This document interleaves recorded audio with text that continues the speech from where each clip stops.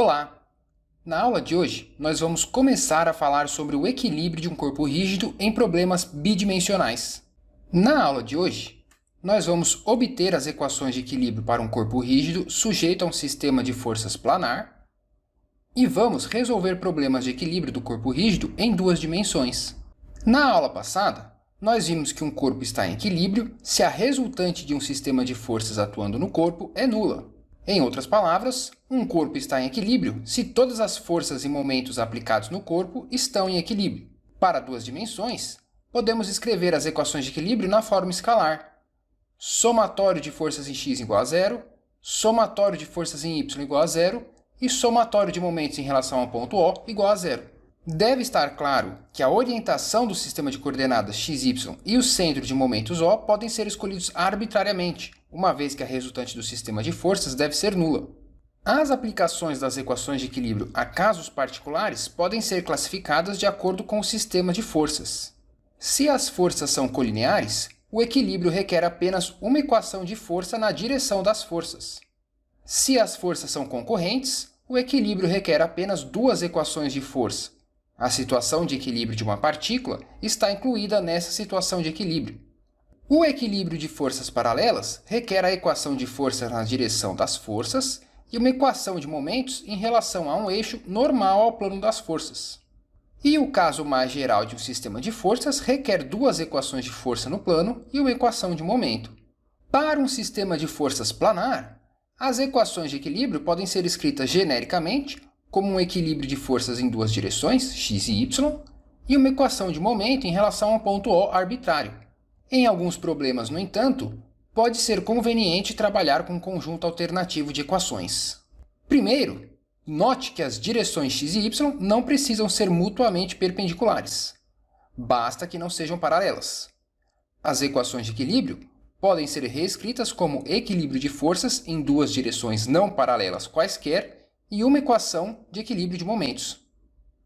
Um segundo conjunto de equações consiste em substituir uma das equações de força por uma equação de momento, em que A e B são dois pontos distintos e x' é uma direção que não é perpendicular à linha AB. Esse conjunto de equações é fácil de verificar notando que, se o somatório de momentos em relação a A e a B é zero, a resultante só pode ser uma força ao longo da linha AB. A equação de equilíbrio de forças só pode ser satisfeita, portanto, se a força resultante é nula. Um terceiro conjunto de equações consiste em substituir ambas as equações de força por duas equações de momento, em que os pontos A, B e C não são colineares. Novamente, os momentos em torno de A e B indicam que a força resultante está ao longo da linha AB. A terceira equação de momento indica que, se C não está sobre a linha AB, então a linha de ação da força resultante deve também passar por C. Só é possível que a linha de ação da força passe por A, B e C se a força resultante for nula. Então esse conjunto de equações de momentos, com três pontos que não estejam na mesma linha reta, também pode ser utilizado. Para resolver problemas de equilíbrio, portanto, nós, primeiro, desenhamos um diagrama de corpo livre do sistema, mostrando todas as forças atuando no corpo. Segundo, escrevemos as equações de equilíbrio em termos das forças e momentos que aparecem no DCL. E terceiro, resolvemos as equações de equilíbrio para determinar as incógnitas. Cuidado! O conjunto de equações de equilíbrio utilizado para determinar as incógnitas deve ser um conjunto linearmente independente. Caso contrário, invariavelmente em algum momento durante os cálculos, você chegará numa identidade como zero igual a zero, que não traz nenhuma informação nova para a solução do problema. Vale comentar também que nós dizemos que um sistema é estaticamente determinado ou isostático se o número de equações independentes é igual ao número de incógnitas do problema. Problemas isostáticos podem ser resolvidos somente com uma análise de equilíbrio. Se o número de incógnitas é maior que o número de equações, o sistema é estaticamente indeterminado ou hiperestático. A solução de problemas hiperestáticos requer o uso de outros princípios que estão além do escopo da disciplina de estática. Para praticar, vamos começar com esse exercício, que pede para mostrar que a força de tração T na corda é igual ao peso que a corda passando pela polia suporta. Para verificar isso, então aqui tem um desenho esquemático do meu problema, e eu começo fazendo o meu diagrama de corpo livre. Então, eu vou escolher como meu sistema a corda, a polia e o peso, e vou isolar o meu sistema do suporte. Aqui tem um apoio por pino, que impede a translação nas duas direções, então vou representar as duas reações desse pino, a X e a Y. Aqui o peso W e aqui a força de tração T. O exercício pede para mostrar que essa força de tração T é igual a esse peso W. Uma vez que eu fiz o diagrama de corpo livre, isso fica fácil de ser verificado. Tomando a equação de momento em relação ao centro da polia, em relação ao pino A, as duas forças de reação são concorrentes em A, eu vou ter que W vezes R tem que ser igual a T vezes R. Portanto, T igual a W. Esse resultado é importante e mostra que a tração numa corda não muda quando a corda passa por uma polia suportada por um pino sem atrito. Isto é, a tração ao longo da corda é constante conforme esta corda passa pela polia, que gira sem impedimentos. Determinados a força de tração T na corda, eu consigo determinar também as forças de reação no pino da polia. Somatório de forças em x igual a zero, eu vou ter AX mais T seno θ igual a zero. Então, AX é menos T seno θ, mais T é W. Então, AX é menos W seno θ. Somatório de forças em y igual a zero, eu vou ter AY menos W menos T cosseno θ. Então, AY é o W mais T cosseno θ, ou colocando o W em evidência, W1 mais cosseno θ. Posso representar essa força de reação de uma maneira diferente. A é a raiz de ax² mais AY², então é o W raiz de 2 cosseno θ mais 2. E o ângulo dessa força de reação com a horizontal é o arco tangente de AY sobre AX. AY sobre AX é 1 mais cosseno de θ sobre seno de θ, que rearranjando, note que eu vou ter 1 sobre seno θ é a cossecante de θ, e cosseno sobre seno é a cotangente de θ. Usando as identidades trigonométricas, eu posso reescrever cossecante de θ mais cotangente de θ como cotangente de θ sobre 2. Então, o ângulo que essa força de reação faz com a horizontal é o arco tangente da cotangente de θ sobre 2.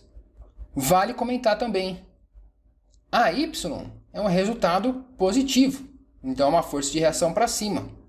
Mas AX, as minhas contas me forneceram um resultado negativo. Então, na verdade, essa força de reação AX é para a esquerda e não para a direita, como eu assumi originalmente no meu diagrama de corpo livre. Vamos ver agora esse exercício que diz que um aluno de engenharia está se pesando numa balança em conjunto com o sistema de polias. Se a leitura da balança A é 268 newtons e a leitura do dinamômetro B é 76 newtons, qual é o peso correto do aluno? E qual é a sua massa? Para fazer um exercício desse tipo, eu tenho que fazer com muita atenção o meu diagrama de corpo livre. Então aqui eu vou começar a isolar os meus sistemas. Então eu vou escolher aqui o meu dinamômetro como um sistema a ser isolado. Aqui a minha balança como outro sistema a ser isolado. E aí todo esse conjunto de polias mais a pessoa é o outro sistema a ser isolado. O meu dinamômetro está em equilíbrio e ele me dá a leitura do valor da tração no cabo. Vou chamar essa tração de TB. Então aqui tem uma tração para cima e uma para baixo que mantém o meu dinamômetro em equilíbrio. Por ação e reação, a força que a pessoa faz sobre o dinamômetro é igual à força que o dinamômetro faz sobre a pessoa. Então aqui nas mãos da pessoa eu vou ter uma força TB para cima. Tenho também aqui na pessoa o peso W para baixo e a força de reação da balança NA. Por ação e reação, é essa força normal NA que age na balança. Também conheço a medida da minha balança. E aí, do exercício anterior, eu vou ter uma corda que passa por polias. Eu sei que a força de tração ao longo da corda é constante. Se essa força de tração na corda é TB, Então, aqui eu tenho TB, TB, TB e TB. 4 forças de tração em cada uma das polias. Identificados todas as forças no meu diagrama de corpo livre, eu consigo determinar o peso correto dessa pessoa. Todas as forças são colineares. A única equação relevante é o somatório de forças em y igual a zero. E aí eu vou ter 1, 2, 3, 4, 5 TB menos W mais NA igual a zero. Eu conheço a leitura do meu dinamômetro TB e a força da balança NA. Então, o peso da pessoa, W, é 5 TB mais NA. Substituindo os valores dados no exercício, o peso da pessoa é 648 newtons. A sua massa, portanto, W igual a mg, a massa é em torno de 60,1 kg. Vamos ver agora esse exercício, que tem um disco de 60 kg e raio 150 mm, suportado por uma corda de 250 mm de comprimento, que está presa no centro do disco. O exercício fala que o disco está apoiado contra uma parede vertical rugosa e pede a força de tração no cabo e a força de reação na parede. Novamente, o procedimento é sempre o mesmo. Identificar o meu corpo a ser analisado, fazer um diagrama de corpo livre, identificando todas as forças atuando nesse diagrama de corpo livre, e aí, a partir desse DCL, equacionar o problema. Então, aqui eu tenho o meu corpo, é o meu disco apoiado na parede. A corda está presa no centro do disco, então aqui tem a minha força de tração na corda. No centro do disco eu tenho também o peso W do disco. E aqui no contato com a parede, eu tenho as minhas forças de reação, que o exercício fala que é uma parede rugosa, então eu vou colocar a priori uma força de reação normal e uma força de atrito. Identificados todas as forças agindo no meu corpo, eu posso agora partir para a análise de equilíbrio. Primeiro, eu vou chamar esse ângulo aqui da corda com a horizontal de alfa. Então, desse triângulozinho ABC, eu posso escrever alfa em função das dimensões dadas R e A. R é o raio do tambor e A é o comprimento da corda. E aí eu vou usar as equações de equilíbrio nesse corpo para determinar as minhas três incógnitas, NC, FC e T. Note que um somatório de momentos em relação ao centro do disco me fornece o valor da força FC. Veja que NC, T e W concorrem no centro do disco. Então, somatório de momentos em relação ao centro B igual a zero, FC tem que ser zero. E aí um somatório de forças em x e y vai me fornecer NC e T. Usando o ângulo alfa como referência, somatório de forças em y igual a zero, T seno alfa menos W menos FC é zero, FC é zero, portanto T é o W sobre seno alfa. Somatório de forças em x igual a zero, NC menos T cosseno alfa igual a zero. NC é o T cosseno alfa, mais T é W seno alfa. Então, NC é W sobre tangente alfa. Substituindo os valores dados, cosseno de alfa é 3/5, seno de alfa 4/5, tangente de alfa é 4/3. O peso W é mg, 589 newtons, então a força de tração T é 736 newtons e a força de reação normal da parede 441 newtons. Uma solução alternativa para esse problema também, talvez mais direta para determinar NC, é notar que essa força T concorre em A também. Então, se eu fizer um somatório de momentos em relação a A igual a zero, FC concorre em A, T concorre em A. A única coisa que vai sobrar é o peso do disco e a força de reação NC da parede. Do somatório de momentos em relação a A igual a zero, eu consigo determinar diretamente NC, que vai me fornecer os mesmos 441 newtons. Tudo bem? Nesse exercício agora, é dito que uma viga de madeira de 120 kg está suspensa por duas cordas em A e B e está sujeita a um momento de 500 Nm em sua extremidade em C. O exercício pede as forças de tração nas cordas. Então, se aqui está a minha viga preso por duas cordas em A e B, sujeita a um momento na sua extremidade, eu vou fazer um diagrama de corpo livre da minha viga AC. Em A e em B eu tenho as forças de tração das cordas, TA e TB. E o exercício falou que essa viga tem uma massa de 120 kg, então aqui no seu centro, vou admitir uma viga homogênea, eu tenho o peso da viga W. E aqui o meu momento MC na extremidade. Identificados todas as forças no meu diagrama de corpo livre, eu posso partir para a análise de equilíbrio desse sistema. Veja que todas as forças são paralelas, as equações relevantes são somatório de forças em y igual a zero e somatório de momentos em relação a algum ponto qualquer igual a zero. Se eu tomar, por exemplo, o ponto A para calcular os momentos, como TA concorre nesse ponto, a única incógnita que vai me sobrar é o TB. Portanto, o somatório de momentos igual a zero, eu vou ter 3 mais 1, 4 vezes TB, menos 3 vezes W, menos MC, igual a zero. Dessa equação, TB é 1.008 newtons. Determinados TB, um somatório de forças em Y igual a zero, eu vou ter TA menos W mais TB igual a zero, TA é W menos TB, 169,3 newtons. Claro também que eu podia computar TA diretamente a partir de uma equação de somatório de momentos em relação a B igual a zero.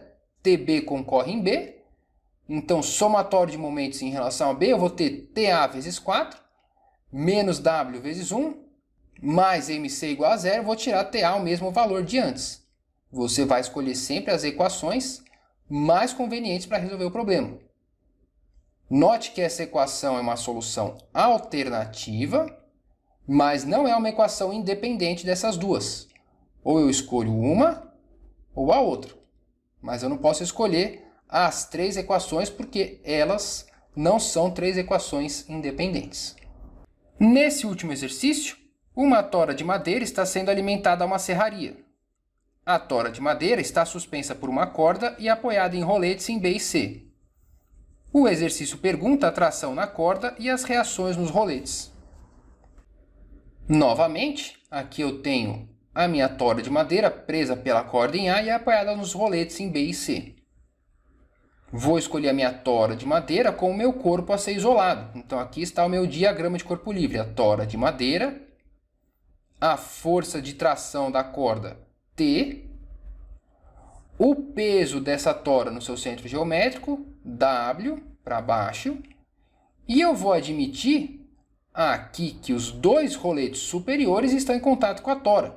Então eu vou ter uma força de reação NB e uma força de reação NC. São apoios deslizantes, as reações são só forças normais. E vou representar aqui as dimensões convenientes dessa tora de madeira. As incógnitas são T, NB e NC, três incógnitas, e eu tenho três equações de equilíbrio. Então eu posso resolver esse problema. Esse peso W, mg, é 210 kg vezes 9,81, 2.060 newtons. E aí, para resolver, eu posso fazer o seguinte. Somatório de forças em x igual a zero, menos NB cosseno 30, menos NC cosseno 30 igual a zero. Dessa equação, eu vejo que NB igual a menos NC. Então, as duas reações são iguais e opostas. E aí, de um somatório de momentos em relação a A, essa força de tração concorre em A, vai sobrar de novo NB e NC. Então, eu consigo determinar essas duas reações. W vezes a distância perpendicular até o ponto A, 3,75 vezes o seno de 30, mais NB vezes a distância perpendicular, 5 metros, mais NC vezes 7,5 metros, eu vou ter a minha segunda equação. NB igual a menos NC, substituindo essa equação, eu vou calcular NB igual a 1.545 newtons e NC igual a menos 1.545 newtons. Finalmente, um somatório de forças em Y, eu vou ter T menos W, menos NB seno 30, menos NC seno 30. É isso que está escrito nessa equação, que me fornece T igual a 2.060 newtons. Então, na aula de hoje, nós vimos que as equações de equilíbrio para um problema planar são somatório de forças em x igual a zero, somatório de forças em y igual a zero e somatório de momentos em relação ao ponto arbitrário O igual a zero. Essas três equações formam um conjunto de equações independentes necessárias e suficientes para descrever o equilíbrio do corpo. Nós utilizamos essas equações para determinar as incógnitas de problemas isostáticos. Nós vimos que é possível utilizar um conjunto diferente de equações para determinar as incógnitas do problema, mas nunca teremos mais do que três equações independentes para o equilíbrio de um corpo no plano. Para resolver problemas de equilíbrio, nós sempre começamos pelo diagrama de corpo livre.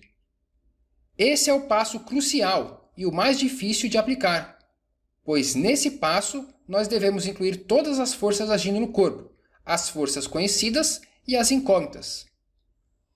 Normalmente, as incógnitas são representadas no DCL num sentido arbitrário. Se os resultados das contas fornecerem um valor negativo para as incógnitas, significa que seu sentido é oposto ao assumido no DCL. E por hoje é isso. Obrigado.